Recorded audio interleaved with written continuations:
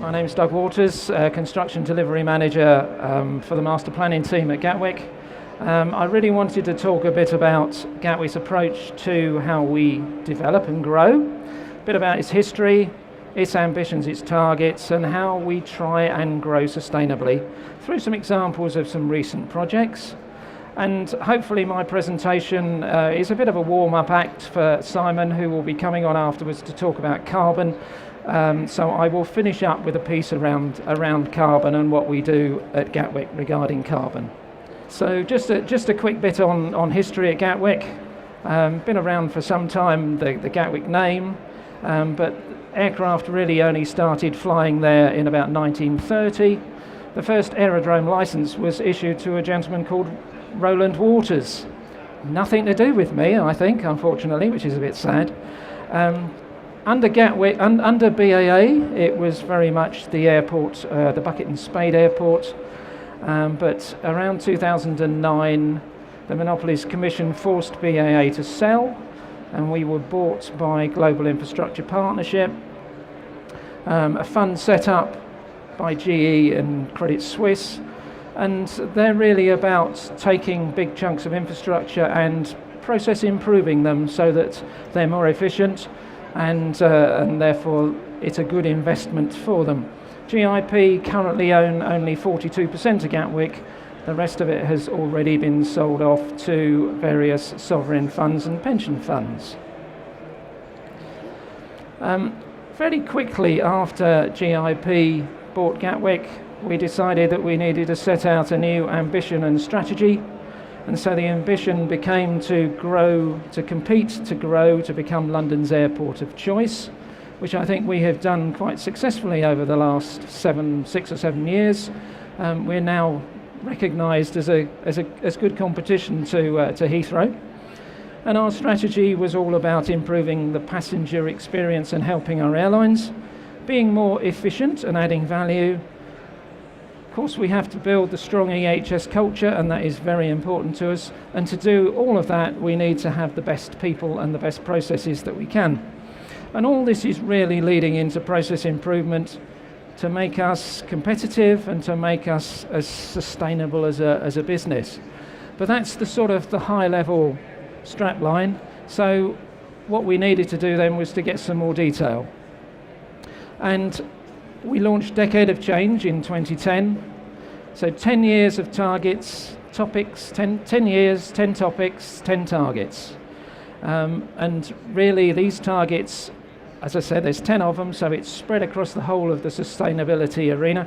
So we start with being a valued namer to our community, working for the economy to support both the local and regional growth. We want to increase sustainable transport options, both for passengers and for staff. And then you get to carbon. So we wanted to reduce our Scope 1 or 2 emissions by 50% from a 1990 baseline. We are already, as you can see from that, just over 32% into that. So we're doing well, we're en route. It's a challenge, and we could be in a position where things may be beginning to plateau off a bit. Air quality, that's about working with our airlines to try and make sure that we reduce the impacts, and it's a very similar thing with noise, again, to try and make sure that airlines are using the most efficient ways of landing and takeoff to cut down on operational noise. We had targets for energy and for water, which was a 20% reduction against our baseline. Waste, no waste to landfill, and a 70% recycling target. And the final one in the 10 targets was biodiversity, and that was around having an award-winning approach to managing the biodiversity that's in our estate. And actually we have quite a lot of green space around Gatwick which we own and look after, and we now have the biodiversity benchmark from the Woodlands Trust, and this last year we were also given the Syria Big Biodiversity Client Award. So our biodiversity is going quite nicely.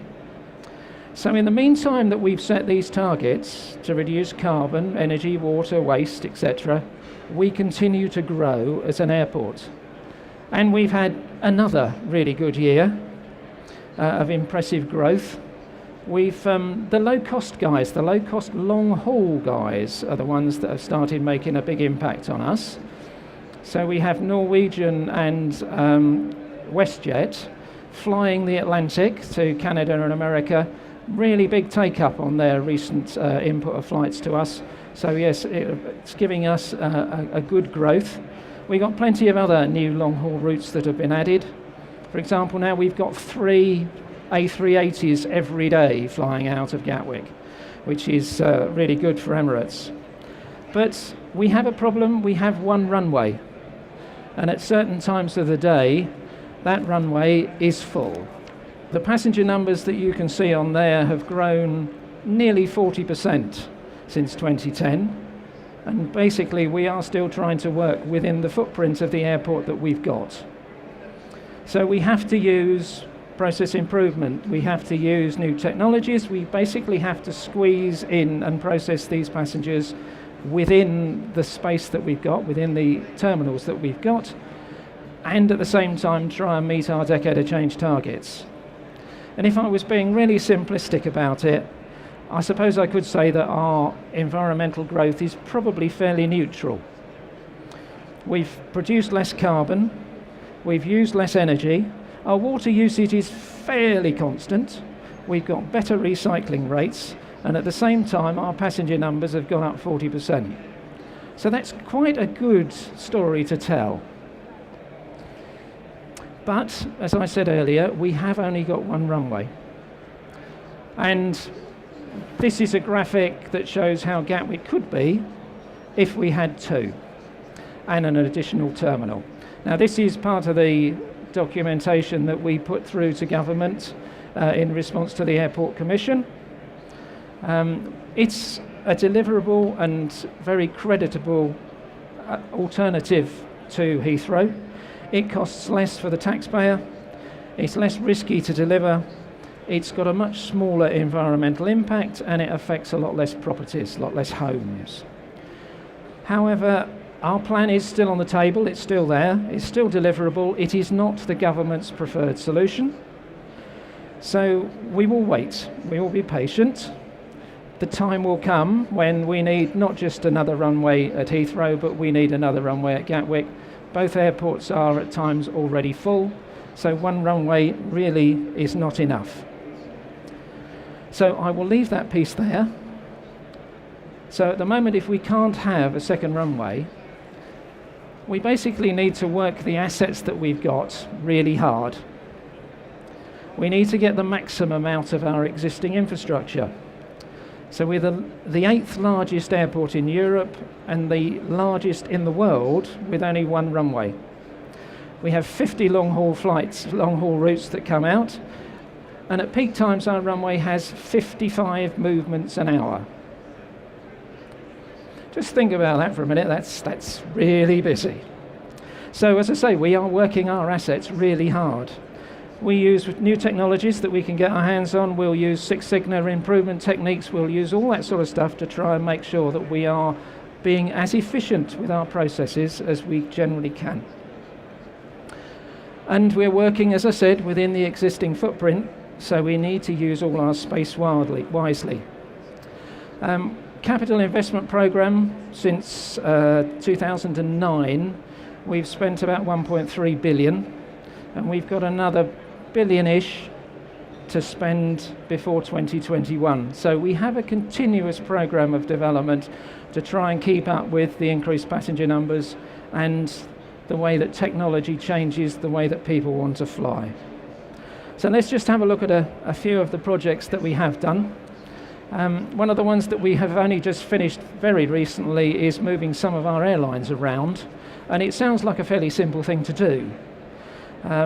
It was done because EasyJet used to fly out of both terminals, which is ridiculously inefficient both for them and for us, and terribly confusing for the passengers who never quite knew where they were supposed to be going. So we've consolidated EasyJet into North Terminal, which meant we had to move British Airways to South Terminal, and we also had to move Virgin Atlantic to North Terminal. All this around, it's like a great big game of Tetris. Trying to fit all these different bits in, except it's carried out over about 3 years. So 84 construction activities, as it says up there, so that's new facilities, crew rooms, check-in, security, crew security routes, bag drop facilities. It's not just easy moving one airline, it doesn't quite work like that. Lots of changes to tenanted space, and then you have to make sure all the IT systems are going to support all the moves that you've done, and we trial these things, do airport operational readiness tests on them. We don't want another version of the T5 baggage system. And at the same time that EasyJet wanted to move, they also decided that they wanted to have a new bag drop facility as well. So originally we put the bag drop facility, there was one created in South Terminal specifically for Norwegian Airlines. It basically is a very good use of space. It stops queuing, it allows for a much quicker check-in, and it allows people to utilise mobile phone technology, smartphone technology to be able to check in. Great success for Norwegian, so EasyJet said, we'll have the same thing please when we move. So this is the EasyJet check-in facility in North Terminal. It looks a bit different, it looked a lot different when I walked through there yesterday. It was absolutely full of people. It's been a great success for us. And a great success for EasyJet. In addition, we need to do some work on some of our existing stock. Pier 5 is one of our piers in North Terminal. It needed to be refurbished, it needed to be brought up to date. And at the same time, we needed to add departing and arriving passenger segregation into it, which we did utilising off-site manufactured units. Very efficient, so a sustainable way to develop. And those units, you're using less materials, you're producing less waste, it's better quality, and it's better from a health and safety point of view for the workforce on site. So this involved upgrading the toilets, the gate rooms, and adding in the new technology for the graphical displays that you can see there. Now, one of the key areas that's always been a problem at airports, of course, is the security and the security queuing. And when Gatwick was bought, it was decided that we needed to do something to upgrade the security facilities that we have. And rather than just smarten it up, we went through a piece of work to understand what's the best way that we can improve that piece of process, because it is basically process. You're processing people. And so we used the sort of Six Sigma techniques, and working with the experienced security staff, came up with a new way of handling security, which we called our Generation 1 security. That was a success, but it didn't go far enough. So we've taken that further, and we now have a second generation of it, which has been installed in both North and South terminals now. And the security teams working on it realise that there's still more they can do. And we've got a generation 2.1 that will start being trialled shortly. The sort of downside of this is that we've reduced the queues to such an extent that passengers now don't want to queue for more than about 2 minutes. The expectation's been raised to such an extent that they just expect almost to be able to walk through. And there's certain times of day when you're just not going to quite manage it. It's become really good for the security teams as well. They actually get quite competitive on their lanes to understand who can process fastest, because they have displays up across the tops of the lanes, see who can win for the day. So we can't do everything within the existing stock that we've got, so sometimes we do actually have to knock down some of our old piers. So Pier 1 was one of our earliest piers at Gatwick. I think I'd worked on about 4 different projects of trying to get Pier 1 demolished and rebuilt. We have finally done it. It's a very efficient use of space, because it's basically an early bag store with a pier wrapped around the outside of it. So it's a very small footprint for what it actually delivers. It was built partly on the site of where the original pier was, but it did mean we had to reconfigure a lot of the stands and aprons. So the concrete that was already there was broken up, taken away, crushed and processed, brought back and reused as the base for the new aprons. So in addition to the work actually at the airport itself, we need good transport links to come in and out.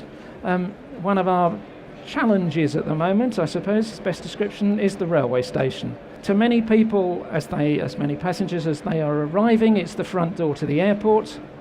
To a lot of people who've come into the airport, and this is the front door to the UK, and it's not very good.